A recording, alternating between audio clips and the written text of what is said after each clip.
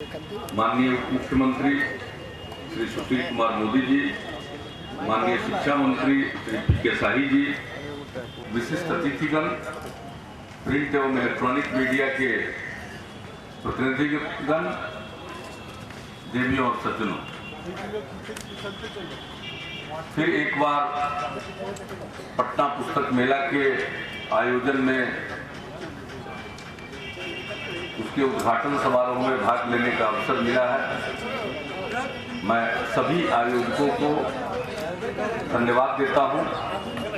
इस बार मुझे याद किया। पुस्तक मेला पटना का काफी सफल होता है। जितने लोग पुस्तक मेला में आते हैं, संख्या के दृष्टिकोण से भी और पुस्तकों की बिक्री के दृष्टिकोण से भी, संख्या के दृष्टिकोण से तो शायद देश के विभिन्न हिस्सों में जो पुस्तक मेलों का आयोजन होता है उसमें बिहार में संख्या तो सर्वाधिक होती है, लेकिन पुस्तक की खरीदारी के मामले में भी पटना पुस्तक मेला का स्थान काफी ऊपर रहता है। तो इस दृष्टिकोण से यह पुस्तक मेला काफी लोकप्रिय है और दशकों से इसका आयोजन हो रहा। मेरी तो शुभकामना है, प्रति वर्ष होता है। अभी देर से इस बार पुस्तक मेला का आयोजन हुआ, इसकी चर्चा हो गई आयोजकों के द्वारा और ये भी बताया गया कि इस बार बिहार की स्थापना का शताब्दी वर्ष है, तो इसे शताब्दी वर्ष के कार्यक्रमों के साथ जोड़ा गया। मुख्य कार्यक्रम तो यूं तो सालों भर कार्यक्रम होते रहे हैं और हो रहे हैं अभी भी, लेकिन मुख्य कार्यक्रम 22 से 24 मार्च तक गांधी मैदान में होने वाला बृहद कार्यक्रम, और उसी के साथ पुस्तक मेला को इस बार आपने जोड़ दिया।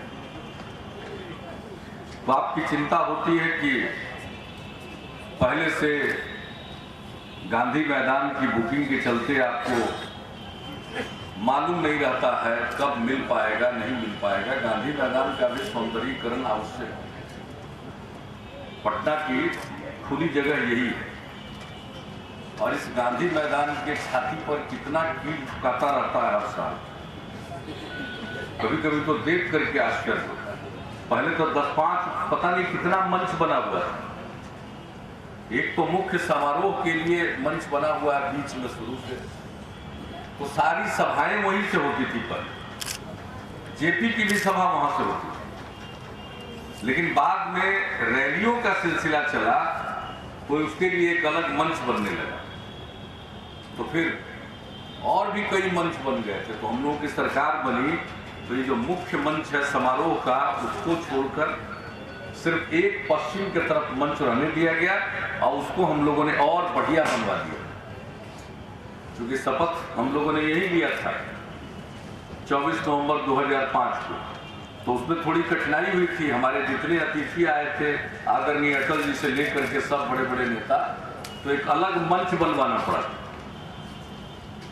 तो उसके बाद फिर जो 2006 में दुर्गा पूजा के अवसर पर सांस्कृतिक समारोहों की जो परंपरा रही है वो बंद हो गई थी, तो उसकी शुरुआत करने के लिए सरकार के द्वारा एक पहल की गई थी और 2006 में 2 दिवसीय सांस्कृतिक कार्यक्रम का आयोजन हुआ था। तो उस सिलसिले में हम लोगों ने मंच को ठीक बना, वरना पहले तो पता नहीं कितना मंच रहता और गांधी मैदान को लोग खोदता है। यानी ये एक बहुत सुंदर जगह हो सकती है, तो हम लोग इसलिए चाहते हैं कि फिर से इस सुंदर जगह बने। ये जितना गुलाई है चारों तरफ किनारे किनारे, सबको एक अच्छे खूबसूरत पार्क के रूप में किनारे किनारे विकसित किया जाएगा। बच्चों के खेलने की जगह होगी, बुजुर्ग लोग बैठ करके सुस्ता सकेंगे, टहलने वाले लोग अच्छा महसूस करेंगे और बीच में खुला मंच रहेगा। किसी आदमी को अपना मंच नहीं बनाने दिया जाएगा, एक मंच रहेगा, उसी से सब काम कीजिए और ज्यादा खोद खाद नहीं। तो हम लोग ये चाहते हैं, लेकिन इसके लिए तो पूरा टाइम ही नहीं मिल पाता। काम शुरू होता है तब तक कोई बड़ा रैली का आयोजन कर देता है और उसको नहीं मिलता है तो कहता है लोकतंत्र का गला घोटा जा रहा है। तो गांधी मैदान में रैली कर रही हैं तब लोकतंत्र मजबूत होगा, और कहीं और रैली हो जाएगी तो लोकतंत्र मर जाएगा। तरह तरह की व्याख्या। अब 24 पेज का अखबार, इतना 24 आवर न्यूज चैनल है कि जगह कहीं ना कहीं मिल ही जाती है। इस तरह की बात होगी तो हमको लगता है खराब, हम लोग कहें कि नहीं करें। जो मरीज को भावे सो वैद्य फरमावे, हमको क्या। हम तो चाहते थे अब तक एकदम बिल्कुल गांधी मैदान जो मेरी परिकल्पना है उस तरह से सुंदर हो जाए, लेकिन होने दे तब न सर। बीच बीच में तो आप भी जो अभी बोले तो इसीलिए आपको बीच में काम कर रहा होगा, तो एक काम आप लोग कर लीजिए। ये अलग अलग करने की जरूरत नहीं है। पुस्तक मेला तो प्रतिष्ठित पुस्तक मेला है ना, पटना पुस्तक मेला। हम लोग आपके कार्यक्रम में भी आते हैं। शुरू से आपको जो भी सरकार रहे सबको अच्छा लगता है कि आप यहाँ एक बहुत अच्छा पुस्तक देश भर के प्रकाशक आते हैं और एक बेहतरीन आयोजन होता है। तो अलग अलग समय करने की क्या जरूरत है, आप तय कर लीजिए। बिहार दिवस तो सब दिन मनाया जाएगा 22 मार्च को, और सब दिन आयोजन होगा। अब जो हम लोगों ने शुरुआत कर दी है तो प्रतिवर्ष होगा ही, तो उस समय तो गांधी मैदान मिल ही जाएगा आराम से।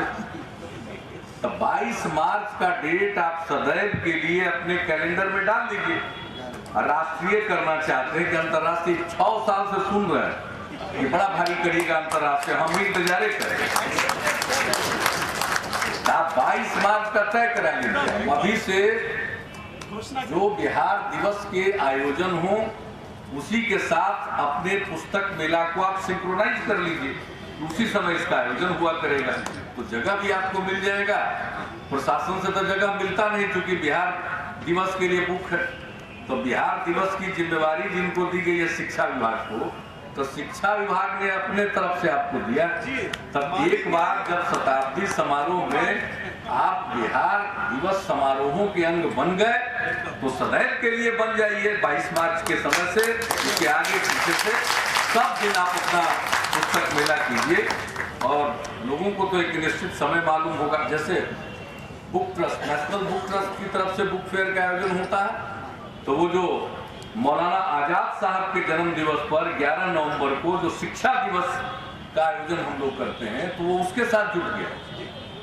यानी शिक्षा दिवस के अवसर पर बुक ट्रस्ट का होगा और बिहार दिवस के अवसर पर आपका होगा पटना बुक फेयर का। तब खुश है ना, तो यही करिए। और स्वीकार कर लिया तो इसमें ज्यादा बोलने की क्या जरूरत है। इसी बात को कितना बोले। अभी तो उद्घाटन समारोह में ये सब दिलचस्पी, अभी तो असली भीड़ आपका आया ही नहीं, और यंगस्टर लोगों का भीड़ आता है। अब पुस्तक मेला कुछ पुस्तक देखता है, कुछ लोग पुस्तक देखने वालों को देखते हैं। इसी में पुस्तक मेला की भीड़ बढ़ती है, आपका रौनक बढ़ता है। कुछ आदमी विंडो शॉपिंग करता है, कुछ आदमी मेन शॉपिंग भी कर ही लेगा। जगह जगह काउंटर घूमता है, कुछ आदमी इसी में थक के चला जाता है। अब बहुत लोग सोचता है कि अब आ गए तो कुछ खरीद ही ले, तो इसी तरह से काम चलता है। तो मेला क्यों? और आपका है सेंटर फॉर लीडरशिप डेवलपमेंट। तभी हम पूछ रहे थे कि हिंदी इसका क्या है, आपका तो नहीं। देखिए अंग्रेजी का कमाल, centre for leadership development. Hindi करने लगेगा तो क्या कहेगा, पाठक विकास केंद्र। पाठक विकास केंद्र, जैसे कोई चीज का विकास केंद्र। तो और अंग्रेजी में कहिए तो देखिए ऐसा नाम एकदम बिल्कुल, सेंटर फॉर लीडरशिप डेवलपमेंट। तो इसलिए लोग अंग्रेजी का अनुकरण करते हैं। कुछ आप दिखता तो आपका हिंदी का किताब जाते हैं। और देखिए मॉरिशस से आ गई भोजपुरी साहित्यकार, वहां भोजपुरी को स्थापित रखना मॉरिशस मामूली बात नहीं। 150 साल पहले लोग गए और उसके पहले भी लोग गए, लेकिन अपनी भाषा और अपनी संस्कृति को कायम रखा, ये मामूली चीज नहीं है। मैं आपके माध्यम से मॉरिशस के अपने मूल निवासी यहाँ के हैं, जो मॉरिशस है उसका 51% लोग, और आज भी जो मॉरिशस है लगभग 12 लाख की आबादी, आधे से ज्यादा लोग बिहारी मूल के। तो मैं तमाम मॉरिशस वासियों को भी आपके माध्यम से अपनी शुभकामनाएं देता हूं। हमने तो बिहार दिवस के अवसर पर मॉरिशस के आदरणीय प्रधानमंत्री जी को आमंत्रित किया था, लेकिन अति व्यस्तता के चूंकि थोड़े दिन पहले ही वो आ चुके थे, वो नहीं आ पाए, नहीं आ पाएंगे। प्रतिनिधि अपना भेजेंगे, अपने एम्बेसडर को भेजेंगे। तो हम लोगों का तो फर्ज था कि जहां जहां बिहारी मूल के लोग बसे हुए हैं और बिहारी मूल के वहां के प्रधानमंत्री या राष्ट्रपति, हम लोगों ने सबको आमंत्रित किया। तो सब लोगों को हमारी शुभकामनाएं। और पटना पुस्तक मेला आपका और सफल हो। ऐसे ही पुस्तक मेला में भीड़ आती थी, अब तो बिहार दिवस का भी जो भीड़ है उधर से फुर्सत पाएगा तो आप ही के यहाँ घुस जाएगा। बहुत शुभकामनाएं आप सब।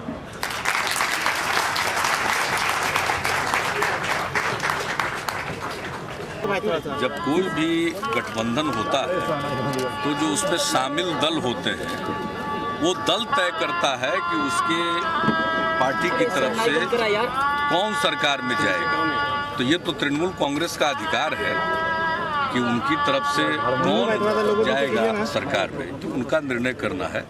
और ये उनका और यूपीए के या कांग्रेस पार्टी के बीच का मसला है।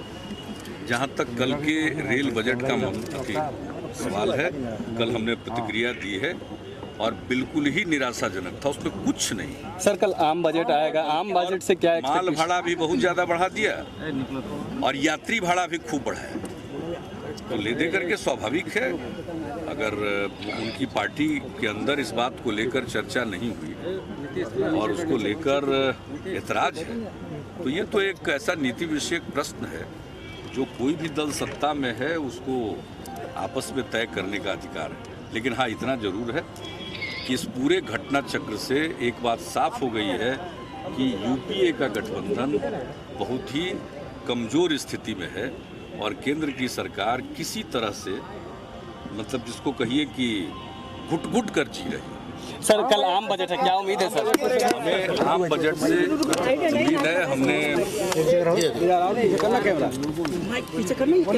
माननीय वित्त मंत्री आदरणीय प्रणब बाबू से जाकर मुलाकात की है और जो हम लोगों की इच्छा है, हम लोगों की जो चिंताएं हैं, इससे उनको अवगत कराया है। उनसे बातचीत हुई है, उनसे हमने ये कहा है कि बिहार को जो पुनर्गठन के बाद विशेष सहायता की गई थी, उस सहायता को नए पंचवर्षीय योजना में भी जारी रखा जाना चाहिए, क्योंकि बहुत सारी परियोजनाएं जो ली गई थी वो अधूरी रह गई। उनको पूरा करने के लिए और उसके अतिरिक्त उसी प्रकार से प्रतिवर्ष बुनियादी संरचनाओं से संबंधित चिन्हित परियोजनाओं को, और कौन परियोजनाएं होंगी सड़क की, बिजली की, सिंचाई की, इसके बारे में केंद्र राज्य सरकार से बातचीत करके तय कर सकता है। लेकिन उसी पैटर्न पर, जिस पैटर्न पर एनडीए की सरकार ने बिहार के पुनर्गठन के बाद 2002 में विशेष सहायता देना शुरू की थी, जिसको जारी रखा गया था 11वीं पंचवर्षीय योजना में, हम चाहते हैं कि इसमें और राशि देकर 12वीं पंचवर्षीय योजना में इसे आगे जारी रखा जाए और ज़्यादा राशि दें। दूसरी बात है, हम लोगों की मांग है कि हमें विशेष राज्य का दर्जा दिया जाए। अब ये बजट का विषय नहीं हो सकता है, लेकिन नीति का विषय है, उन्हें तय जल्दी से जल्दी करना चाहिए। इस पर भी हमने आग्रह किया है। और जो एक महत्वपूर्ण बात है जिसके बारे में केंद्र सरकार और माननीय वित्त मंत्री जी पहले से ही कहते रहे हैं, वो है कृषि के बारे में। उन्होंने बार बार कहा है कि पूर्वी क्षेत्र में दूसरी हरित क्रांति आएगी। तो मैंने उनसे आग्रह किया है कि पूर्वी क्षेत्र में विशाल संभावना है और बिहार ने पहल कर दी है और हमने एग्रीकल्चर रोड मैप बनाया है। तो हमें इस मामले में भी मदद मिलनी चाहिए, सहयोग मिलना चाहिए। सारी बातों की चर्चा हम लोगों ने की है। और एक जो और नीति विषयक प्रश्न हमने छेड़ा है कि भाई टैक्स तो सब पर समान रूप से लागू होता है, जिनको भी टैक्स देना होता है, तो उसी तरह से जो सुविधाएं हैं वो सबको मिलनी चाहिए। ऐसा नहीं कि बिहार में रहने वाले लोगों को प्रति व्यक्ति कम मिले, कितना टैक्स मिल जाएगा, और दूसरे लोगों को, दूसरे राज्यों को ज़्यादा मिले, जैसे स्वास्थ्य सेवाएं। तो बिहार को जितना मिलना चाहिए स्वास्थ्य सेवाओं के लिए उतना नहीं मिल पाता है। हमारी आबादी ज़्यादा है, हमारी ज़रूरतें ज़्यादा हैं, और जो एक राष्ट्रीय मानक होना चाहिए किसी भी सेवा का हर व्यक्ति को मिलना चाहिए, उस स्तर को प्राप्त करने के लिए आज जो सहायता मिल रही है वो नाकाफी है और ज़्यादा होनी चाहिए। प्रति व्यक्ति आमदनी राष्ट्रीय औसत से बहुत कम है, तो वैसी परिस्थिति में प्रति व्यक्ति निवेश बढ़ना चाहिए। तो ये सारी बातें हम लोगों ने कही है, तो आप कहिए समाप्त करने के लिए। तो हमारी ये अपेक्षा है कि जो बिहार को विशेष सहायता दी जा रही है एनडीए के शासनकाल से, उस सहायता को आगे जारी रखा जाना चाहिए। कृषि रोड मैप के कार्यक्रमों को हमें मदद मिलनी चाहिए। इस प्रकार की कई अपेक्षाएं हमने मिलकर उनको बताया है। अब देखिए क्या किया जाए।